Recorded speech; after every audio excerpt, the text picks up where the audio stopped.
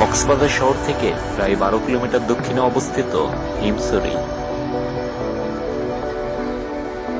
পর্যটকদের পদচারণায় মুখরিত বিশ্বের দীর্ঘতম সমুদ্র সৈকত কক্সবাজার। বাংলাদেশের একমাত্র রোমাঞ্চকর রেলপথ হতে যাচ্ছে চট্টগ্রাম কক্সবাজার রেলপথ।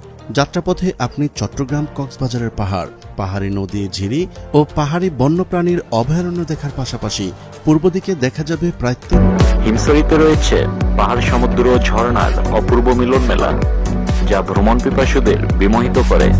মূলত হিমছড়ি পাহাড় ও ঝর্ণাকে কেন্দ্র করেই গড়ে উঠেছে হিমছড়ি ইকো পার্ক। এখানকার পাহাড়ে উঠতে হলে আপনাকে পাড়ি দিতে হবে প্রায় 2 শতাধিক সিঁড়ি। কষ্টটা মুহূর্তেই ভুলে যাবেন যখন পাহাড়ের চূড়া থেকে গোটা সমুদ্র সৈকতটা এক পলকে দেখতে পাবেন। দিগন্ত জোড়া আকাশ, বালুকা বেলা আর সাগরে আশ্রে পড়া জলরাশি, এমন একটি মুহূর্ত যেন জীবনের আরাধনা।